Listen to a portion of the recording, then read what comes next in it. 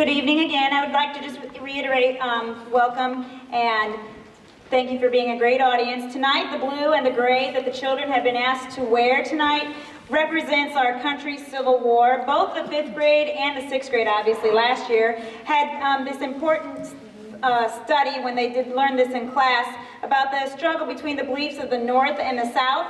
This being the North, this being the South, the Union, the Confederate, and they can tell you all about that, I'm sure, if you want to know more from their classes. And President Abraham Lincoln's famous Gettysburg Address, which we will hear a little bit later, reminds us all that we are all one nation, the red, the white, and the blue.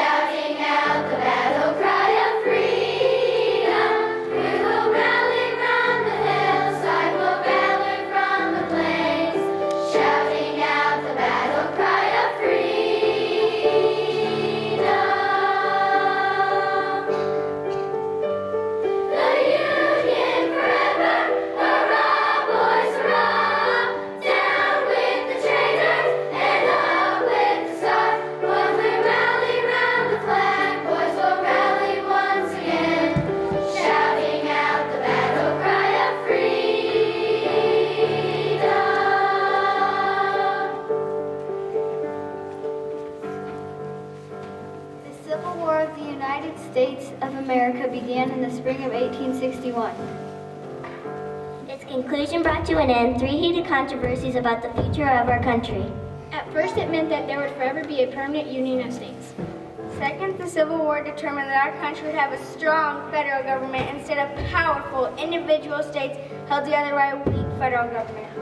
Finally, the Civil War settled the issue of whether or not our nation would be one that truly believes what our Declaration of Independence says, when all men are created equal. Before these issues could be settled in the United States of America, experienced the most tragic, horrifying 4 years in our history.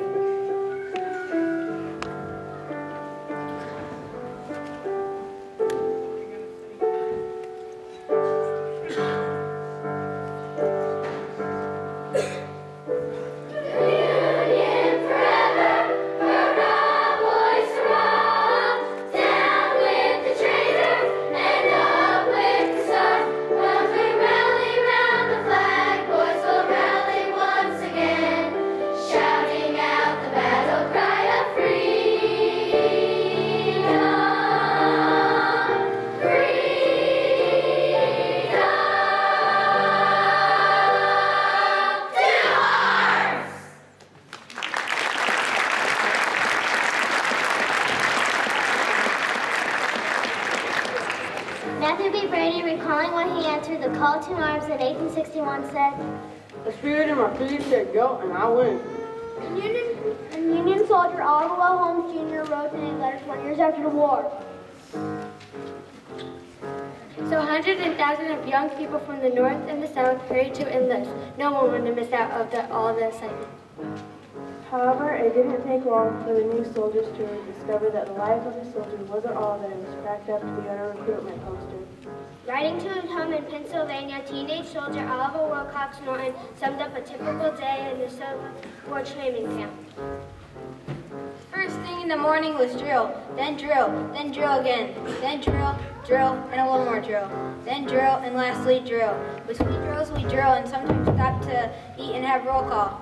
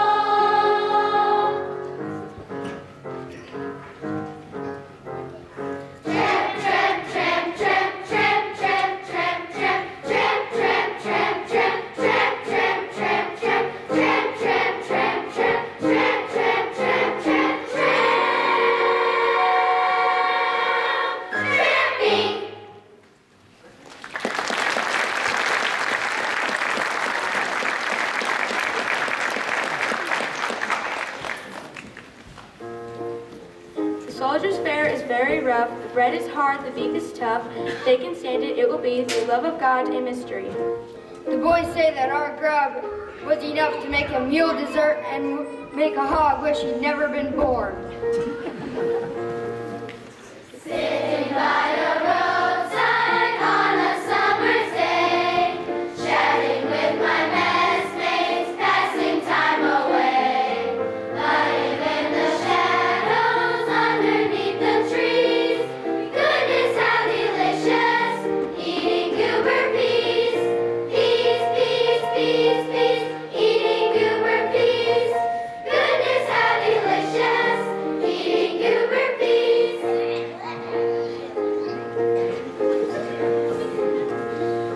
When a horseman passes, soldiers have a rule to cry out their loudest, "Mister, get a mule!" Selling leather pleasure, chanting earthen thieves, is wearing out your molars, eating goober peas. Peas, peas, peas, peas, eating goober peas. Goodness, how delicious, eating goober peas.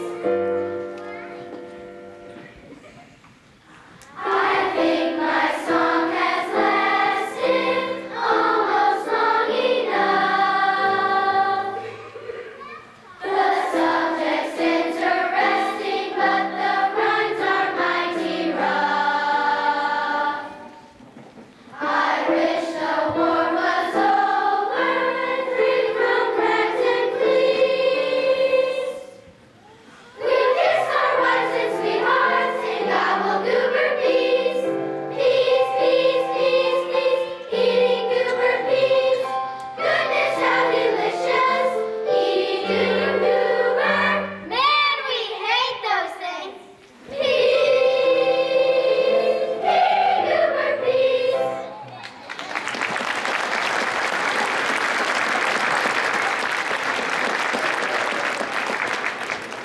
Mrs. Lewis Wigfall, a resident of Charleston, wrote in a letter to her daughter April 12, 1861. I was awakened at 4:30 this morning by the booming of a cannon, and it has been going on steady ever since. The firing is constant and rapid, with results we don't yet know. The war caused many shortages for both the soldiers and at home. Most people did their best to get by with what they had. As one Southern woman wrote in her diary, And nothing is thrown away now.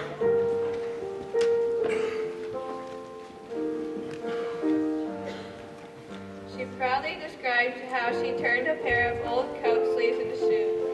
I cut an exact pattern from my old shoes, laid it on the sleeves, and cut out thus good uppers and sewed them carefully. I'm so proud of these homemade shoes, I think I'll put them in a glass case when the war is over.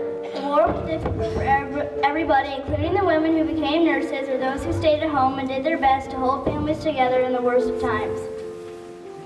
Families were split apart. The battle was fought at home as well as on the battlefield. No one was spared the hardship of the cruel, uncivil war. whether soldiers were trying to stay awake during late night sentry duty, digging trenches, or recuperating in hospital, they had hours, days, or even months with little to occupy their time.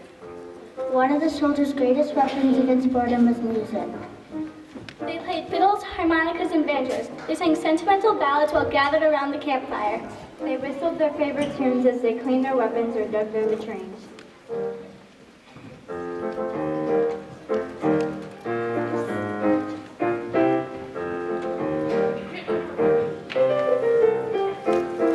When I was young, I used to wait. A master hand in his plate.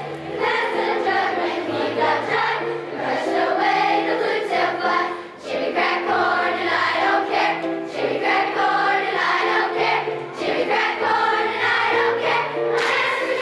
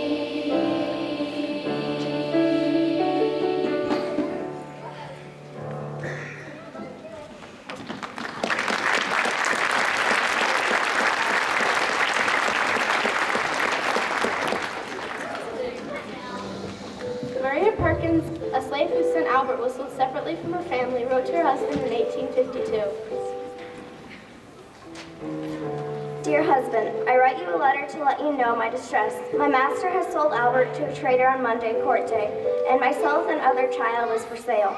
Also, I want you to let me hear from you very soon before next court if you can. If I am sold, I don't know what will become of them. I don't expect to meet with the luck to get that way. I'm quite heartsick, nothing more. Although slavery was only one of the reasons for the Civil War, it was the battle that began the long march to freedom.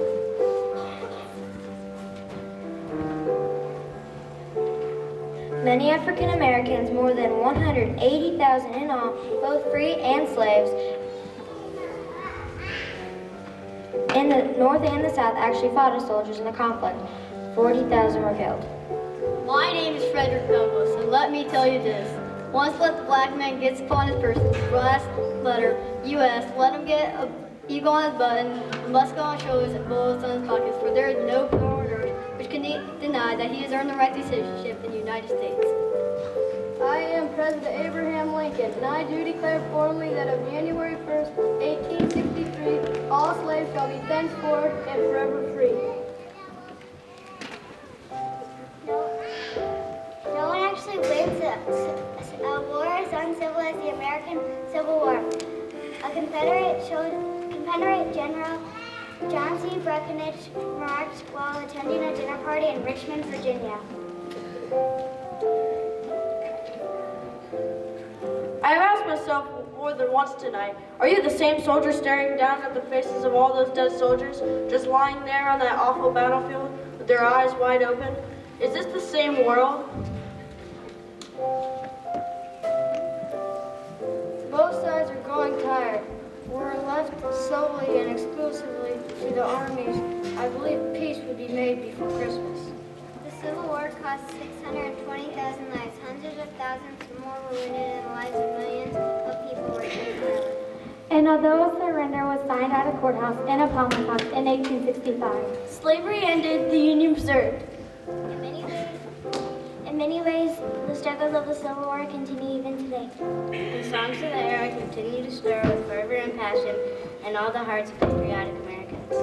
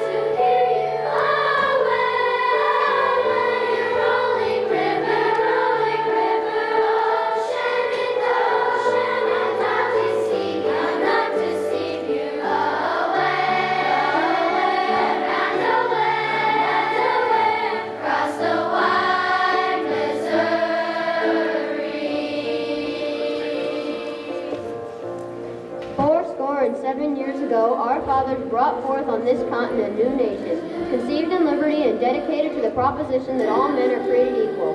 Now we are engaged in a great civil war, testing whether that nation, or any nation, so conceived and so dedicated can long endure. We are met on a great battlefield of that war. We have come to dedicate a portion of that field as a final resting place for those who here gave their lives that that nation might live. It is altogether fitting and proper that we should do this. But in a larger sense, we cannot dedicate, we cannot consecrate, we cannot hallow this ground. The brave men, living and dead, who struggle here have consecrated it far above our poor power to utter detract. The world will no longer remember what we say here, but it can never forget what they did here. It is the living rather to be here dedicated to the unfinished work for they've fought the war that have fought there, have thus so farly nobly advanced. It is rather for us to be dedicated to the great task remaining before us, that from this honored Then we take increased devotion for the cause of they gave the last full measure of devotion. And we were highly resolved that these dead shall not have died in vain, that this nation under God shall have a new birth of freedom. That the government of the people, by the people, for the people shall not perish.